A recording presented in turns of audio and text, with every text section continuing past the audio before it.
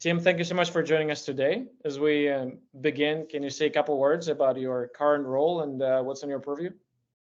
Yeah, I'm Tim Rice. I'm the Chief Information Security Officer here at Herc Rentals. Mm-hmm. And it's a wonderful organization where cybersecurity is very important.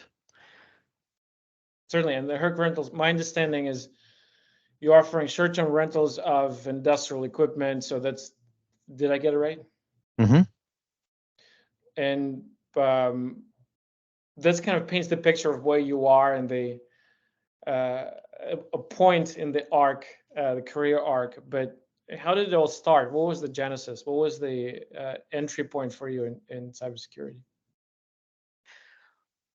Well, I guess the entry point in cybersecurity really started in the early 2000s when I worked for a consulting company in St. Louis. We did a lot of consulting services. We worked with Mandiant and FBI and Homeland Security, and we did a lot of. I guess my introduction or my beginning really was in deceptive technology. I understand. Interesting. And then since then, I saw in your LinkedIn profile you work for organizations large and small. You had part of the career was with Magic Leap, the rapidly growing startup. I was exploring a very interesting product. So it seems you had very unique perspective, a very unique vantage point from consulting, working with federal agencies to working with large organizations, startups, large-scale industrial companies. What would be your advice for some of the junior professionals just starting their career in this field? You mentioned the nonprofit that you started. Can you talk a little bit about that? Yeah, I started a nonprofit organization called Hack Range, and what we are trying to focus on is really getting individuals who don't know where to start. They love the idea of working in cybersecurity, but number one, they don't know what's involved. Cybersecurity is huge, and they really don't have any type of career path. A lot of the individuals who come into the class, they don't even have infrastructure knowledge, or they think that it's really cool to be a penetration tester. But when you actually go through some of the labs and you have them, do penetration testing, then we say, okay, that was a fun part. Now 40 to 60% of your time is going to be writing, documenting. Then it kind of changes things. So a lot of people they see cybersecurity on the big screen, but they really don't know what's involved. So we really try to focus on military vets and women in technology. Some of those those different demographics where it seems to be a little bit more challenging to get in the space. But it's really important when you are in cybersecurity, and a lot of people think, oh, well, I have to do 100% cybersecurity. I have to have all this experience in cybersecurity, but they don't realize that all of that experience that they have working in databases or web development or infrastructure, cloud, compute, Kubernetes, those are extremely valuable skill sets to have when you get into cybersecurity. In fact, I would rather hire someone from an MSP or an MSSP that has a lot of knowledge, right? I say that they're probably very well-rounded, right? Because they've been dabbling in so many different types of technologies. So they understand the landscape. What was that? They understand the landscape. They understand how the different pieces fit together and what potentially could be a vulnerability. It makes a lot of sense, and it's very interesting. And and novel, and it's amazing that you put this together. Do you go all the way with helping place those professionals? I mean, you mentioned you're helping them start on this path. Like, how far do you go down the line? Yeah. So each student gets 1 hour a month where they can do a one-on-one. And during that time, we will work with interview prep, resume, working on resumes, talking about strategic goals and long-term objectives. Mm-hmm. What type of certification should they focus on, and how do they approach it? So it's very real world. You could spend hundreds and hundreds of hours just talking about crypto and PKI and Linux. It's more of a broad stroke. We'll actually set up Active Directory, we'll create GPOs, then we'll harden the system, and we'll run Bloodhound and different tools to do assessments so we can learn Mm-hmm. where are the weaknesses. So Mm-hmm. it's pretty realistic. They get a lot of hands-on. That's amazing. I think it's on the one hand, you see cybersecurity as an ever-growing, ever-changing, ever-expanding space with organizations dying to get talent. And on the other hand, you see people who don't even think they have the aptitude and a future in that space. And I think you're kind of bridging the two worlds. I think it's amazing. It must be very rewarding to do something like this.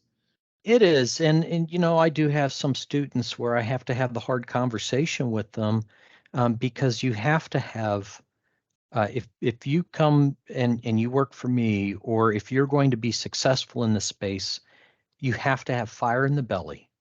You have to have a love of this field, and you have to be able to you have to think logically, you have to think like a hacker. And then once you are able to think like a hacker, you're able to think of ways a hacker could defend or defeat your defenses. Mm-hmm. I usually tell people, I can teach you how to dance, but I can't teach you rhythm. It's the same thing in cybersecurity. You can learn all this theory in school, in class. You can read all the Mm-hmm. books in the world, but if you can't think like a hacker and you're not able to do problem solving, this is probably, unfortunately, not a good skill set for No you. idea. Makes a lot of sense. And Yeah, go ahead. I like to also tell people that, a lot of organizations, they want you to have all the certifications in the world and all this experience, but for modern leaders, they need to really look at the big picture.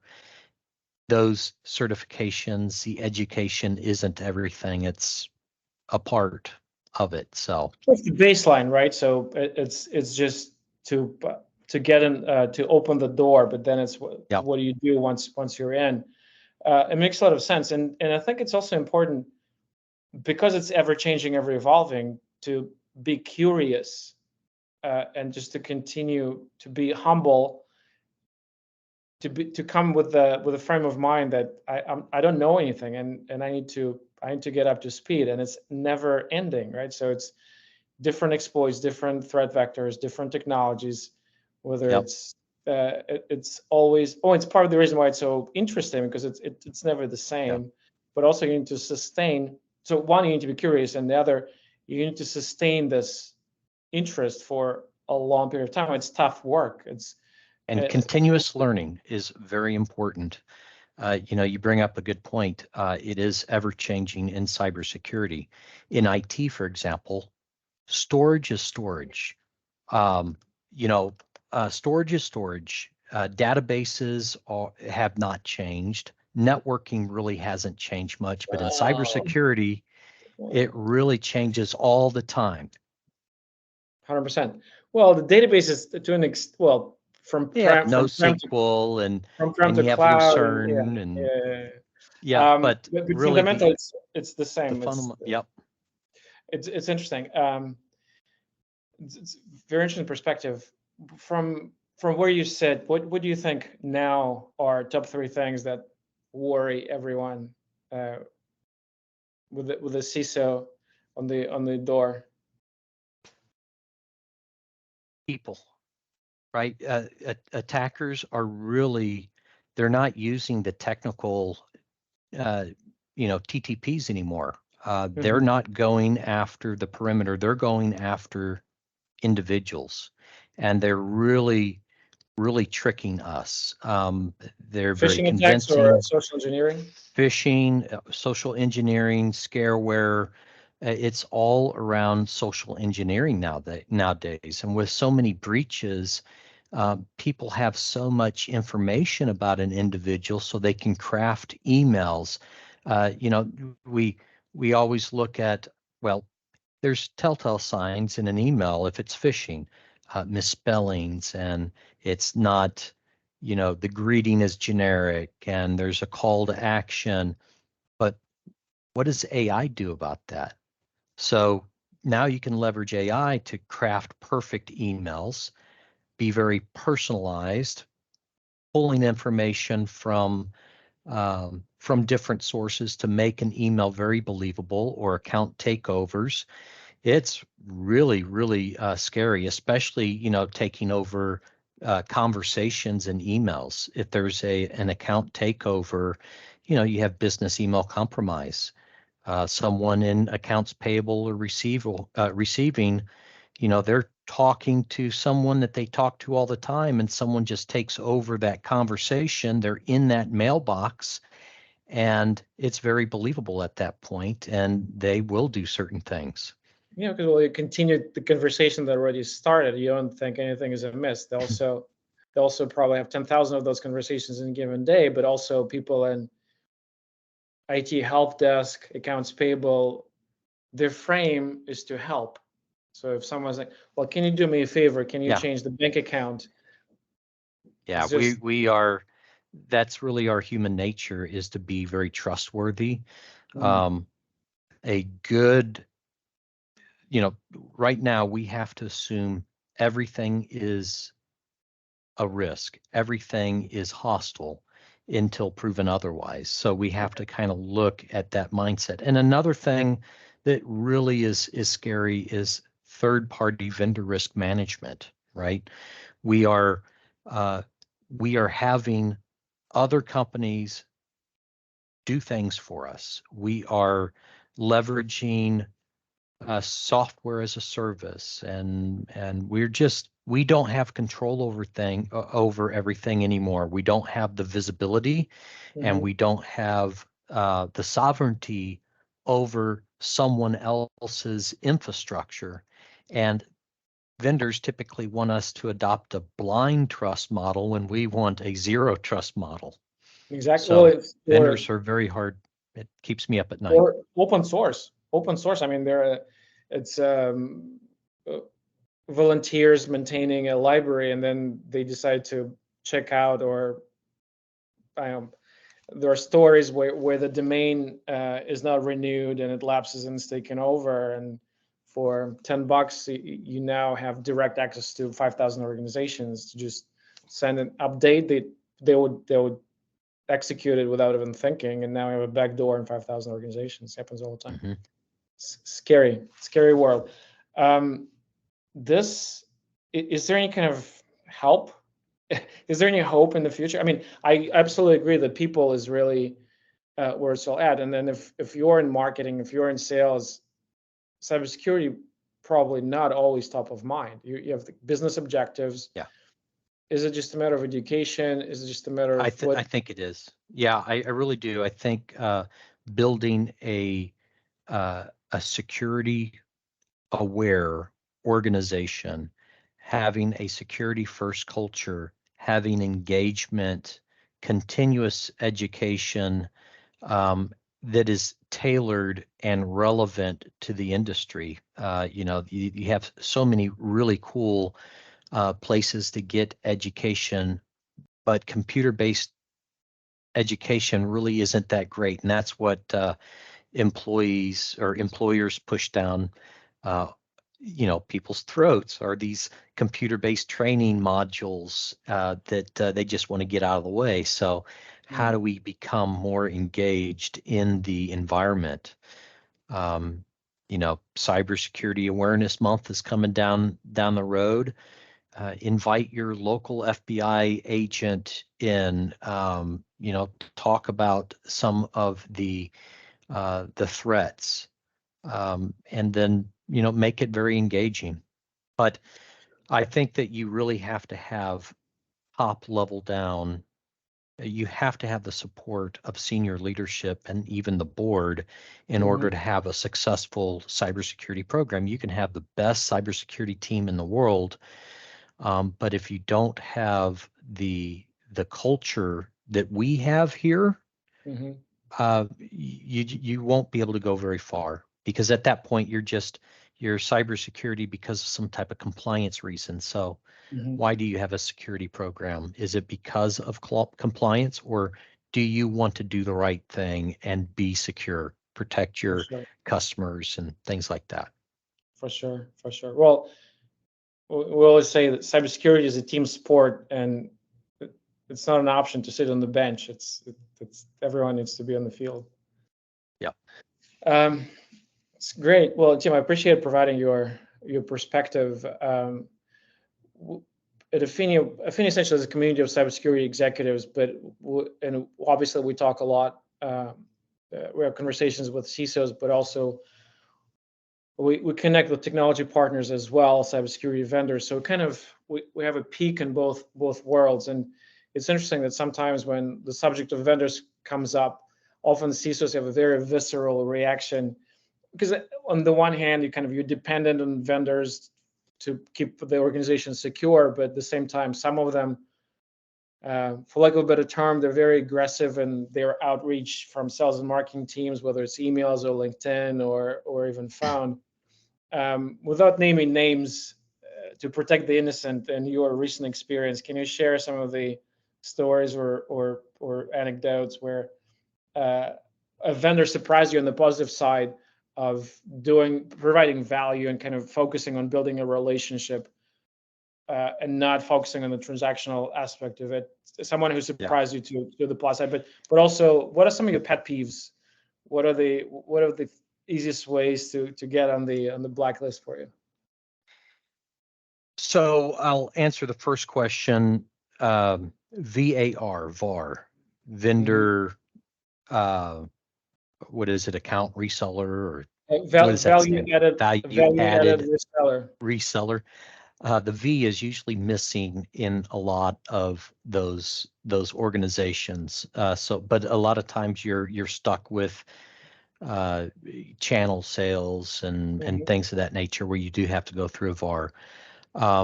There's only one or two VARs that we really do business with, because we've offboarded a lot of those VARs because they didn't add much value. They were really good at billing, and that was pretty much it. When you'd run into problems, they'll run away from you. So it is hard to find, but we found some really good VARs. They're smaller boutique type of VARs, very, very technical, and I do believe that they have our interest in mind. What was the second question? Well, the second question is more which vendor surprised you on the positive side? Oh, yeah. So Abira out of Chicago is really a great vendor. And, I heard about them actually on LinkedIn, but I have a really, really great relationship with those teams. They work very hard to make sure that we have the best technology here at our organization. So I do like that company quite a bit. Great. Well, I know we're coming up on time a little bit, so as we wrap up, a couple more questions. One is, when Affinia, which eventually the reason Affinia exists is we want to create a community of professionals that is not overrun by vendors, to your point, and is, again, going back to the notion that cybersecurity is a team sport.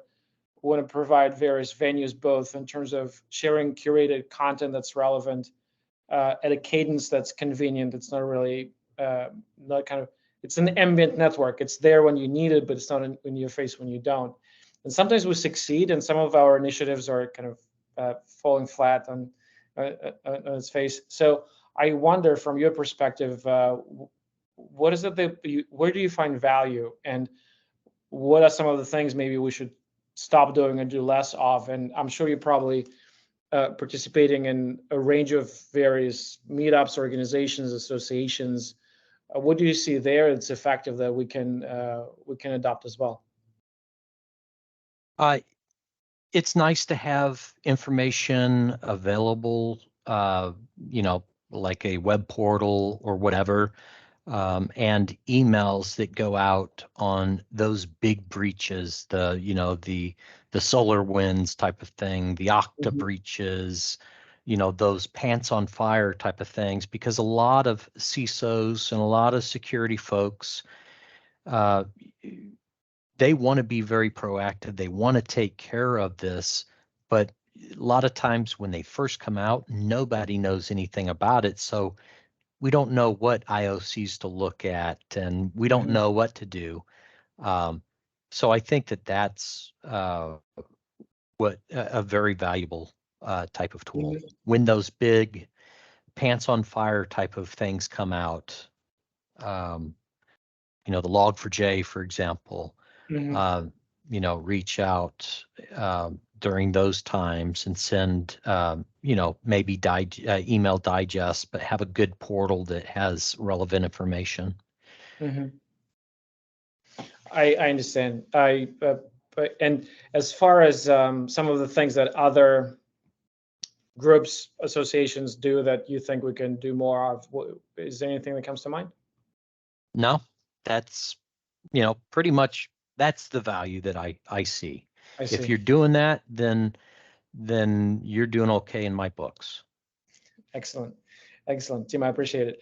As we kind of coming to a close, I guess last question. Imagine you have a crystal ball and you can see into the future, and you know that 12 months from now, 2 years from now, old CISOs will be thinking about, anxious about, concerned about what are the top 2-3 things that would fit, that would make that list for you. It could be some of the existing themes. It could be some of the emerging that people maybe not paying attention to. But what do you think in the future will be top of mind? Well, there's a lot of unknowns, especially in AI. I don't think AI is a really big threat right now, but I do think that it will be more in the future. I think that there be polymorphic viruses and all sorts of things that probably could be done. I can't. I really don't know. I think at the end of the day, it's people. If you're able to protect the person and leverage good zero trust, meaning if you have the mindset that there is no antivirus and that there is no proof points or minecasts of the world, and you start acting like there's no protection and you start building your applications to where you have that protection, I think that you'll be much better. So I think having that zero trust methodology is going to protect against a lot of the emerging attacks that we don't know what's going to be out there. It's well put. But, I think it's, and be battle ready all the time. No organization, any organization can get hacked. I don't care how good you are. Don't be a target, and try to always be ready for an event. Go through your tabletop exercises and include your senior leadership, include the CFO, the CEO, the CIO, legal, everyone. Include them into those things, not just the technical people. Yeah, well, I think a lot of it has to do with some of the basic cybersecurity hygiene, because in the end of the day, there are no 100% guarantees in this business, unfortunately, and all you can do is just harden your infrastructure and do the best you can not so that you're not seen as an easy target, as a low-hanging fruit, Right. because as this old joke, you don't need to run faster than the bear, you just need to run faster than the guy next to you. So that's probably not a good analogy, but it's the best I got. No, it really is. You don't want to be an easy target. They'll pass you up and go, unless you're a targeted an attack. And if you're targeted, game over. But you don't want to be an easy prey. For sure, 100%. Tim, thank you so much for your time. What's the best way to connect? Where can people find you?